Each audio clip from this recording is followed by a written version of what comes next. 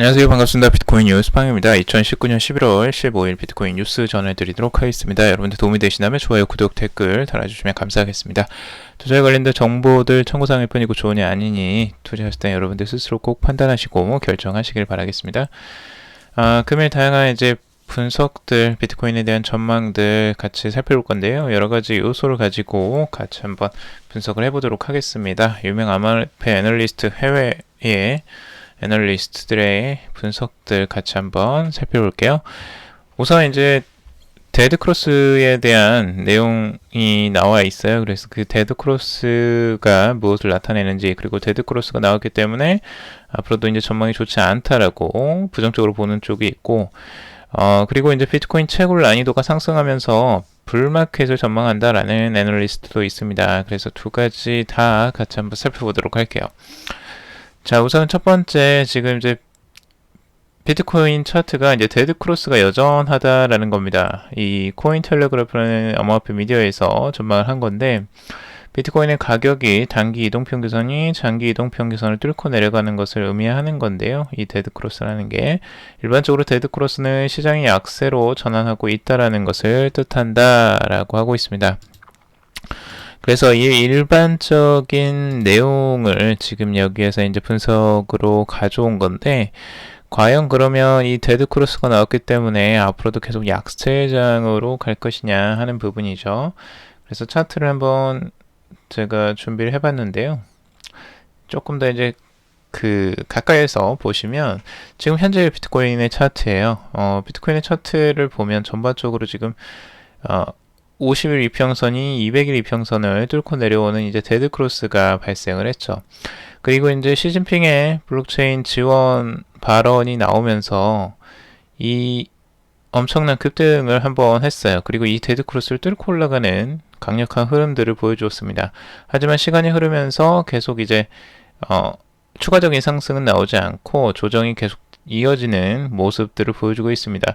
하지만 그 하락세가 아주 큰 폭으로 내려가진 않고 살짝 조금씩 조정을 보이고 있는데, 지금 여기 안에서 아직도 지금 이 데드크로스가 이어지고 있다라는 부분을 약세의 전망으로 내세우고 있습니다.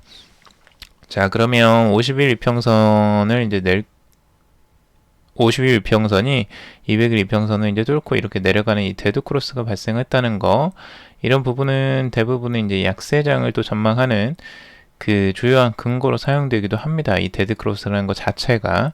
하지만 이 시점에도 문제가 있고요. 여러 가지 요소들이 반영이 돼야 됩니다. 자, 우선은 50일과 200일의 지금 추세는 아무래도 중기적인 관점에서 보는 것일 수 있겠죠. 그래서 이게 어느 정도 신빙성이 있을 수 있는데, 지금 현재 가격들은 50일 이평선을 아래에 두고 계속 지지를 받는 모습들 단기적으로는 보여주고 있어요. 그래서 추가적으로 여기서 하락을 할 가능성들이 있을지, 아니면 여기를 반등하고 찍고 올라갈지는 두고 봐야 되겠지만, 많은 암호화폐 분석가들은 대부분 여기서 추가적인 하락세, 그래서 8,400에서 8,300까지도 하락할 가능성, 그걸 열어놓고 지금 보고 있습니다. 그거는 추세적으로 한번 지켜봐야 되겠죠. 근데 많은 사람들이 또 예측하는 대로 안 갈 때도 굉장히 많아요. 많은 분석가들이 예측한 대로 꼭 그렇게만 흘러가지 않습니다. 지금 여기에서도 완전히 반대의 방향이 나왔기 때문에, 여기서도 추가적인 하락세를 계속 예상했지, 이렇게 반등이 나올 거라고 예상한 그 애널리스트들은 거의 없었습니다.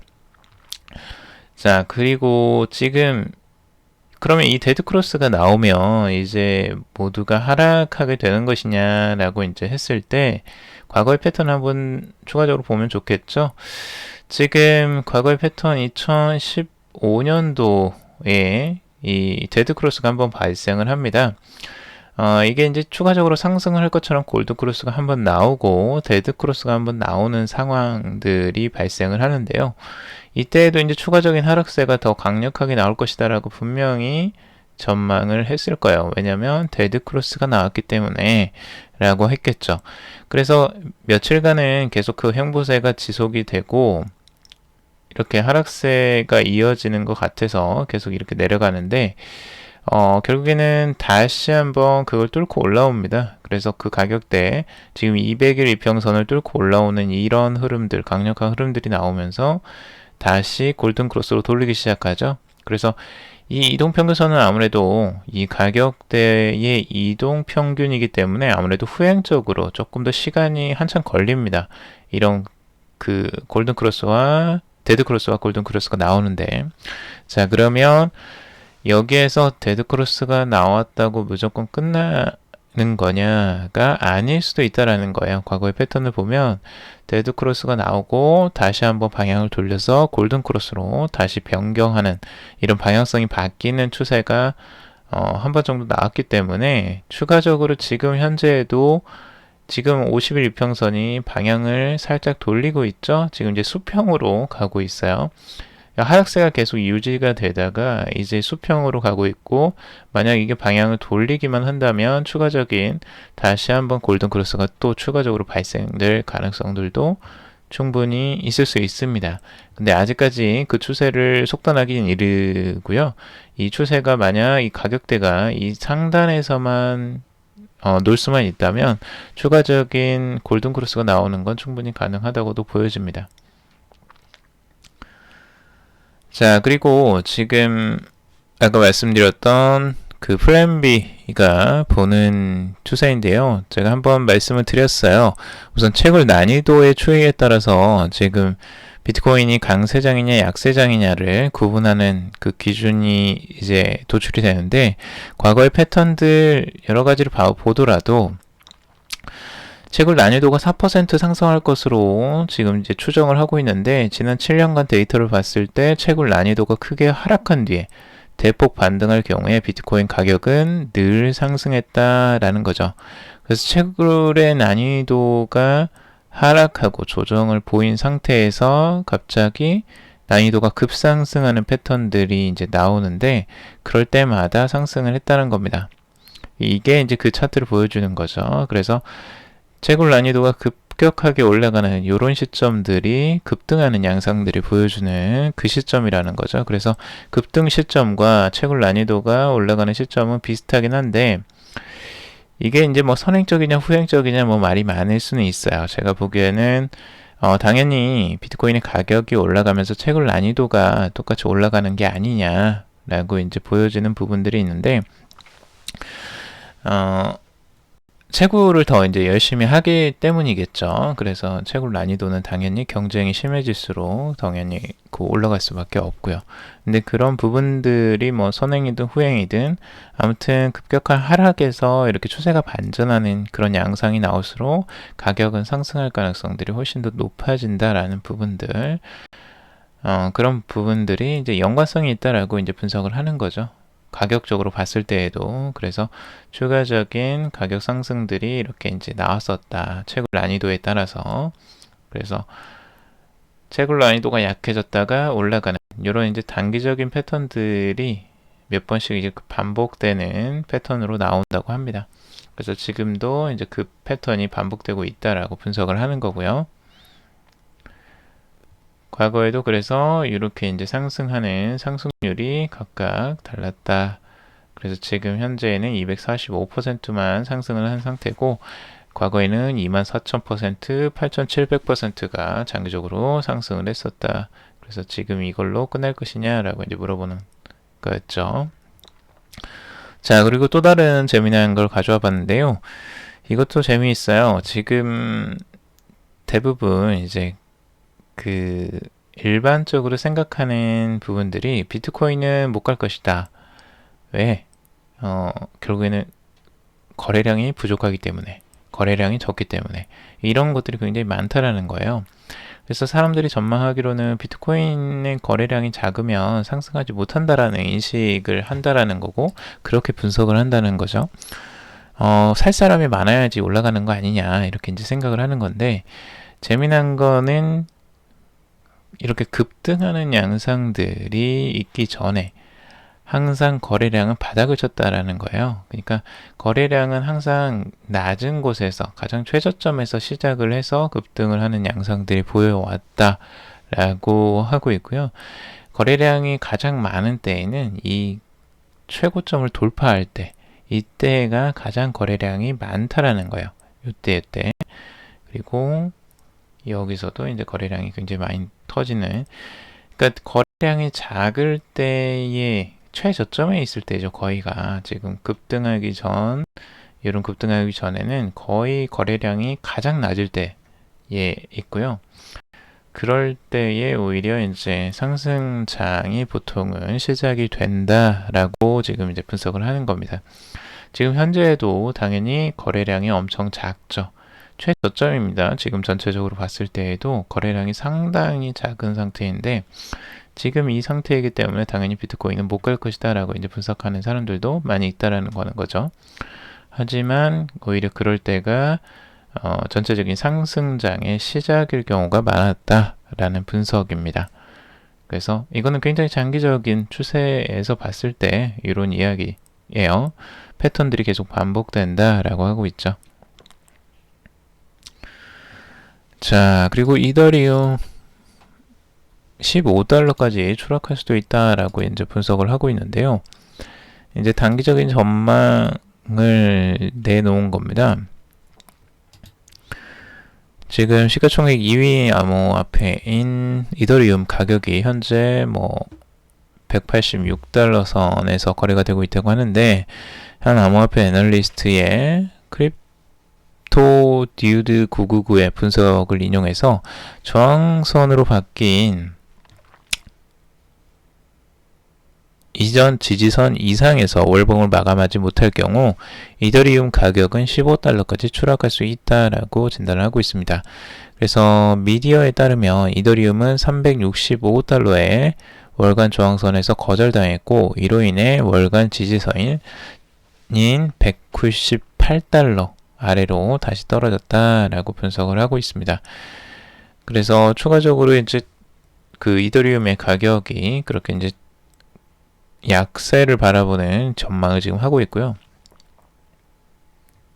그리고 암호화폐 이오스도 1.9% 하락하면서 지금 암호화폐 전문 평가업체 와이즈 크립토 레이팅지에서 이날 공식을 트위터를 통해서 이오스는 중앙화 문제를 안고 있다. 최근에는 상당량의 이오스를 스테이킹하지 않는 사람들은 어떠한 거래도 처리할 수 없었다. 이는 이오스가 무비용 구조로 나아가는 데 따른 결과다라고 지적을 하기도 했습니다. 그래서 지금 와이즈 레이팅즈에서 지금 이오스에 대한 평가를 좀 박하게 지금 하고 있는 상황이고요. 추가적으로 중국 2023년까지 블록체인에 20억 달러 이상을 투자하겠다라고 하고 있습니다. 비트코인 금지 정책이 완화될 것이다 라고 이제 전망을 하고 있는데, 요건 한번 전해드렸었죠. 지금 2023년 블록체인 기술 개발을 위해 20억 달러 이상 투입할 계획이다 라고 했었고요. 이제 대대적인 투자가 이제 들어갈 것으로 보여지는데, 지금 중국의 투자로 인해서 다양한 이제 산업들이 많이 발전할 것으로 보여져요. 그래서 지금 알리바바의 핀테크 계열사인 엔투 파이낸셜도 자체 블록체인 네트워크 테스트에 돌입하기도 했고요. 그리고 지금 이제 블록체인을 통해서 블록체인 기술의 이제 첫 성공 사례를 이야기하는데, 비트코인을 이야기하는 것들이 신화통신에서도 이제 기사로 노출이 되었었죠. 그래서 중국 당국이 비트코인을 긍정적으로 표현한 최초의 언론 보도가 이제 나왔다고 하고 있죠. 그리고 SCM 캐피털의 총괄 잭 리가 CNBC와의 인터뷰에서 빠르면 2-3개월 내로 중국이 디지털 화폐 전자결제를 출시할 것이다 라고 이야기를 하고 있습니다. 이를 통해서 중앙은행이 시중은행과 알리페이, 위챗페이의 제3결제 네트워크에 디지털 화폐를 발행하게 된다라고 이야기를 하고 있습니다. 그래서 이런 부분들 2-3개월 내로 이제 중국이 디지털 화폐 전자결제를 출시할 것이다라고 보고 있는데, 굉장히 빠른 시기이죠. 얼마 남지 않았다는 겁니다. 그래서 2020년에 이 디지털 화폐가 나올 가능성이 굉장히 커 보입니다. 지금 현재는. 자, 그리고 미 암호화폐 평가사 카르다노 에이다가 이오스보다 우수하다라는 분석을 했습니다. 지금 와이즈 크립토 레이팅즈에서 이제 공식 트위터를 통해서 나온 건데요. 카르다노가 이오스보다 우수하다라는 주장을 하고 있습니다. 지금 카르다노는 디지털 화폐를 주고받는 데 사용할 수 있는 에이다 암호화폐를 위한 블록체인 플랫폼이고, 오로보로스라는 새로운 지분 증명 알고리즘을 사용한다는 겁니다. 그래서 와이즈 레이팅스에서는 좀 주관적인 부분들이 꽤 있어 보여요. 그래서 암호화폐를 좀 선호하는 암호화폐가 있는 것 같고, 거기에 이제 카르다노 에이다가 들어가는 것 같습니다. 하지만 이오스에 대해서는 좀 평가가 이제 박하게 계속 나오고 있죠. 근데 중국에서는 오히려 이오스를 굉장히 높게 이제 평가를 했었고요. 이오스가 평가 아마 1위였었던가 했었죠.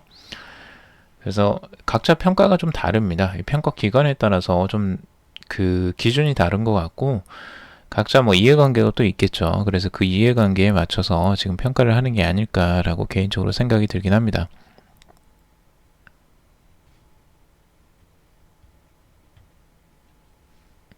뭔가 이유를 특별히 들지는 잘 못하고 있어요. 지금 이 카르다노 에이다가 왜 이오스보다 더 좋은지. 자, 그리고 비트코인 위안화의 관계와 향후 시세 분석이라는 내용인데요. 위안화가 이제 미중 무역 전쟁으로 인플레이션을 겪으면서 하락을 경험하고 있기 때문에 그 위안화의 달러화 가치가 떨어짐에 따라서 비트코인의 보유한 많은 위안화도 이제 같은 하락을 겪고 있다라고 정보가 나오고 있습니다. 그래서 비트코인이 이러한 시장 상황이 200일 이동평균선 아래에 머물고 있는 현재의 가격이 결코 낙관적이진 않다라고 분석을 하고 있습니다. 보통 200일 이동평균선 위쪽에 이제 머무는 게 아무래도 좋긴 한데, 현재는 200일 이동평균선 이제 아래에 있다는 부분을 조금 부정적으로 바라보는 형태입니다.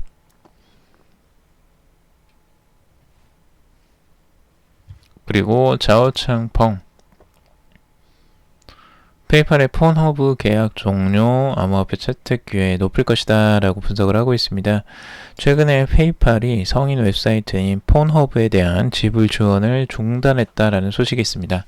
해당 소식은 암호화폐에서 가장 유명한 사람 중 한 명에 의해 암호화폐를 추가 채택하려는 움직임으로 발전할 수 있다라고 전망을 하고 있습니다. 폰허브의 이제 결제 방법 중 하나인 페이팔이 결제 지원을 중단했다라는 건데요.